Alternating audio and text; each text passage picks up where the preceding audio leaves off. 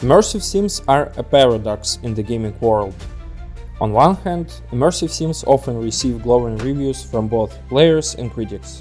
They seem like the perfect type of game. Huge freedom, deep mechanics, world that reacts to your choices. On the other, their sales rarely match that praise.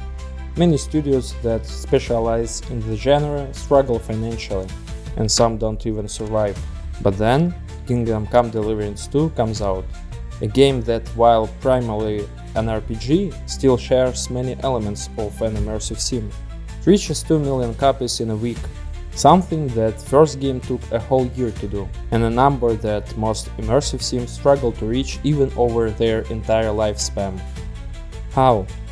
What did this game do differently? First, let's talk about what an immersive sim actually is, because this genre is conceptually tricky. You can find dozens of video essays trying to explain it. Yet, even after watching them all, you might still have questions.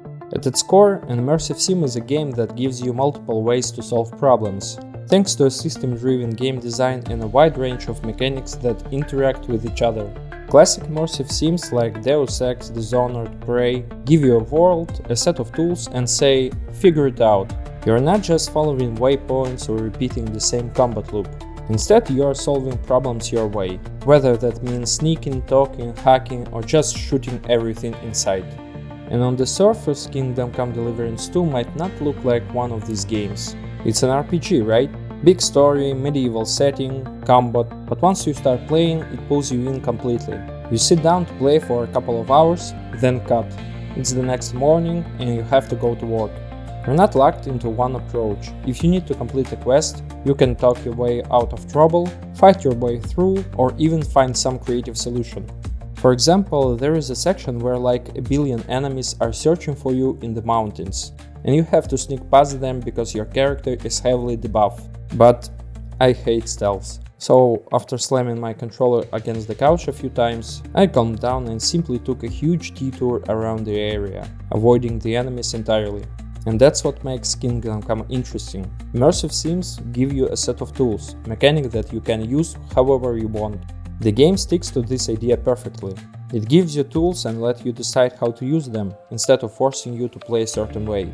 Creating stories like this doesn't sound that hard, right? So why can't immersive sims break into the mainstream and become a truly popular genre? Well, there is a few reasons. First, they're hard to get into. These games don't hold your hand. They throw you into the ocean knowing you can't swim and yell, "Enjoy the freedom, friend." As you can imagine, not many players can handle this approach. Then there's the fact that immersive sims don't follow a clear formula. If you play a shooter, you know what to expect. Adrenaline-pumping gunfights, non-stop action and a bit of power fantasy. If you play an RPG, you level up, get stronger, unlock new skills. It's familiar and satisfying. But immersive sims, you are crawling through vents, reading notes left by long-dead scientists, staring at a locked door for 10 minutes, wondering if the code is hidden somewhere or if you even need to go in there at all. Some people love figuring it all out. Others just get frustrated and quit. And finally, immersive sims don't look exciting in trailers. If you are showing off a new shooter, you just cut together some cool action scenes, and that alone is enough to grab attention. But with immersive sims, the most interesting moments aren't about spectacle. They are about interaction, about how different systems collide in ways you didn't see coming. And that's the kind of thing you can't just show. You have to experience it yourself to really get it. For fans of the genre, these things aren't flaws. They are why immersive sims are amazing. That's why you see YouTube channels like Stealth Gamer BR where people spend years mastering the combat in Dishonored and discovered insane ways to play. But for most people, immersive sims just feel complicated and confusing. Which brings us back to Kingdom Come Deliverance II, because this game fixes those problems. The first big thing Kingdom Come does differently, it doesn't rely entirely on immersion. The game mixes that freedom with structured cinematic RPG experience. You still get all the deep mechanics and player freedom, but you still get a gripping story, epic sieges, the beauty of Bohemia, and beautiful adventures. Second, The mechanics are clear and intuitive. Unlike arcane games where many systems are abstract, like blinking in Dishonored or turning into objects in Prey, everything in Kingdom Come works logically. Hunger makes you weak, heavy armor drains stamina faster, sleep restores energy but moves time forward.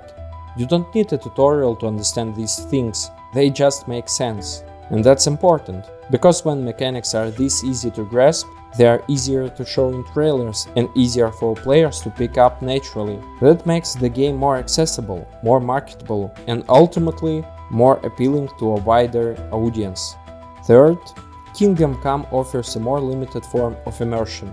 It has fewer deep mechanics than classic immersive sims, and there are fewer situations where you can fully experiment with them. That does mean less freedom, especially in some story quests, but it also makes the game easier to learn and play, and that's the key difference. A pure immersive sim is fun because of its depth. Kingdom Come, on the other hand, uses depth to enhance the fun. So, Kingdom Come Deliverance II proves something important. Immersive sims don't have to be niche. Their mechanics can work for a mainstream audience, if you present them the right way. More than that, Kingdom Come shows the best way to adapt immersive sim philosophy while keeping the game appealing to a broad audience. Instead of overwhelming players with complex systems, the game makes its mechanic clear and intuitive. Instead of prioritizing depth above all else, it uses depth to enhance the fun.